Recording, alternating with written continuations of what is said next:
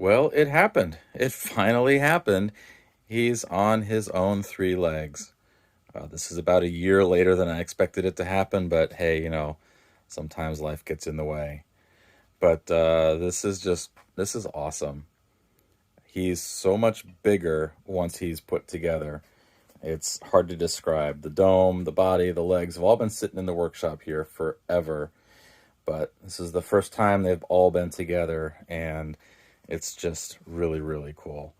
Really happy with how everything is looking. I love the elevation of the feet. It's not sitting up too high. Everything is aligned pretty well. The Omni wheels make a huge difference. I've pushed him around over a couple of thresholds and a few bumps here and there, and he weathers them just fine. It's remarkably stable. I really don't sense any wobble at all when he's moving around. It's all just really cool. So yeah, there's been a number of things that have happened since my last video. Some of you might notice I gave up on the chrome tape. Those little shoulder pieces in there, I gave the chrome tape a good week or so, and the wrinkles were just getting worse and worse. So I peeled them off, and thankfully, since I had the gloss black paint under there, they peeled off pretty easily, and then I just used some of the duplicolor chrome paint, and the result is fine. I like it. It's not what I had hoped for, but can't complain. And then the other thing that I did do, since I was finally getting around to attaching the legs, I needed to finish up all of the threaded rods that run through the body. So there's 4 that run through the body itself, and then there's 2 that run through each of the shoulders. And I had never actually put all the shoulder ones in. So I kind of took some time and redid them.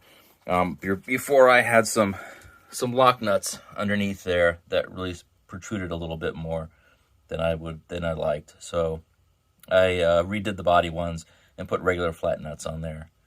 Had to use some Loctite to make sure that I could effectively tighten them from both ends. And then some of the shoulder ones were a little bit difficult to get into, but I'll show you a little bit about how I did that.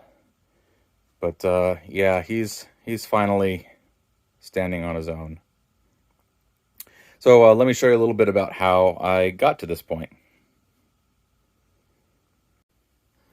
All right, so we're going to begin the process of getting R2 on his feet.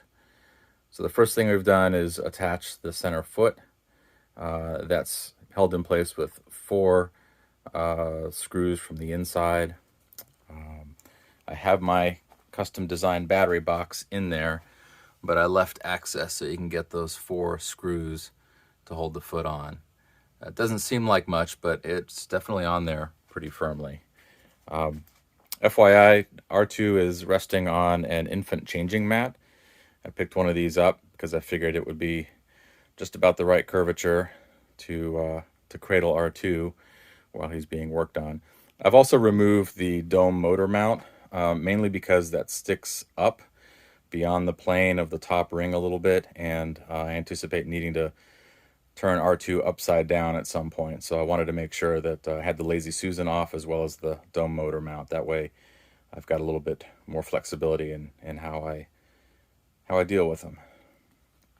So here you can see the shoulder bits with the chrome paint. Like I said, I'm happy enough with it. They're held in place with, these are 3/8 by 2-inch screws. I think Tom over on Tom's Projects has a good video where he talks about how he determined what size bolts were going to work best for that. And if you see, the shoulder piece is bolted to the body using these 4 bolts. And then on the inside, they're held in place. I've just got some washers and nuts that hold them in place. And you can see too that the holes are numbered 3s and 2s, depending on if it's 3-leg or 2-leg mode.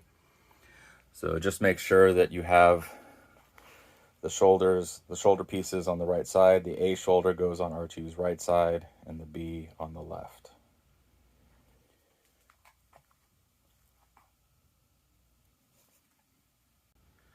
Okay, R2 is in his upright and locked position, ready for some legs. So attaching the legs, it's as with everything, sometimes it's a little more confusing than we'd like it to be. The key for attaching the legs are these pieces here. And these pieces are found in the V2 leg folders. There's one in either the right or the left leg, although they're totally symmetrical. It doesn't matter which ones you use. But these are leg bolt inserts. And these pieces actually go into these large holes here. And the idea is that they provide strain relief. So over time, if the bolts start to get loose or they start to deform the plastic, you can replace this piece rather than having to replace the entire leg, which is what you'd have to do if you just put a big bolt in here, and it would stress the actual part of the leg right there. So these effectively reduce the size of the hole down to an M8 bolt. This is an M8, I think it's 45 millimeters long. And these bolts, again, you need the socket cap so that they sit nice and flush inside here. These bolts are the ones that will attach the leg, and they thread through these narrow holes here, and they will catch on the nuts that are trapped inside these shoulder hub pieces. And those are M8 nuts. So hopefully when you glued your shoulder parts together, you remembered to put those M8 nuts in there. So each leg will take 4 of them. And it is important now that you remember which is right and which is left. The right leg is R2's right. So we will attach the right leg to the A shoulder hub and the left leg to the B shoulder hub. And those 4 bolts should be enough to easily hold that into place. All right, so I found it was actually a little bit helpful to shim R2 up on a couple of 2x4s just to lift those shoulders up a little bit. It was a little bit tough getting some of those bolts lined up, but these legs are on there very, very sturdy. It's very, very tight. Not at all concerned with the strength of that joint at all. So it's all looking pretty good. So now that we've got the legs on, we will go ahead and attach the feet and the drives. Don't forget before you install the drives to get the ankle locks in place. They actually should fit in such a way that the 2 tabs are on the same side. So this one here, it offsets, it basically centers this tab in between these 2 parts here for the drive. Likewise, on here, you're going to have the narrow tab flush with the larger tab. All right, the drives have been attached. The wiring goes through there. It is a lot of weight on the end of these legs, but looking at it and feeling how stable it is, it's really pretty solid. I'm not worried about leaving those in this sort of orientation for now. So yeah, you can see I've got the Omni wheels in there. The ankles technically are free rotating, as the center foot is also free rotating. Yeah, so the last thing is to do the battery boxes, and with the droid in this position, we have easy access to the screws that hold them into place. Okay, so everything is done, and now comes the tricky part, and that is to flip him over. This is most definitely going to be a 2-person job. I'm gonna have to think about coming up with some other way to get him in a position where I can work on him that doesn't require 2 people. But let me get him flipped over, and we'll see how it looks. All right, well, there he is, standing on his own. All we have left to do now is reattach the Lazy Susan and put all the greebly bits on, the horseshoes, booster covers, and battery hoses, and then get that dome attached. And voila. This feels so good to have reached this milestone. A big motivation for this, though, is that Greg, aka Pixel Fiend over at Astromech, has invited a bunch of local builders over to his place for a little get-together. So my motivation was to get R2 into a state where I can actually try going there with them and letting some other local builders check out the work. That'll be tomorrow. All right, today's a big day for R2 and I. We are going to be going out and meeting some local builders in the area, and this will be the first time that I've attempted to transport R2. I'm a little bit nervous about it. I've got the van set up. It's got some tie downs. I had thought about maybe just taking the body and leaving everything else behind, but one of the things I really want to kind of get out of talking to some of these other builders is the best place for me to add switches, main power switch, drive switch, that sort of thing. I want them to be easily accessible from the outside, but I'm really not sure where to put them, whether they would go somewhere under the skirt, or if I should consider making one of the greeblies magnetic so I can easily remove it and see the switches behind it. I don't know. I'm going to get some input from the other builders. Yeah, this is going to be kind of a big test. This is actually also the first time that R2 has been anywhere except the workshop or outside on the back patio. So anyway, we'll see how it goes. I'm anxious to see some other droids up close and maybe get some feedback on how mine's coming along. All right, well, R2 is strapped in and ready to go. All the magnetic bits, horseshoes and booster covers and battery hoses have been taken off. And the dome is safely tucked elsewhere in the van. He's tied down securely, and away we go. This dirty old fella is one of Greg's R2s. This one's getting a little long in the tooth and apparently is not really used all that often anymore. Some great weathering on there. It's seen better days though. Greg's in the process of updating it and building a couple in replacement.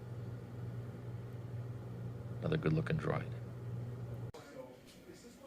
This is Jeff Lataw's a styrene droid, although it does have a battery dome and a dome gear as well.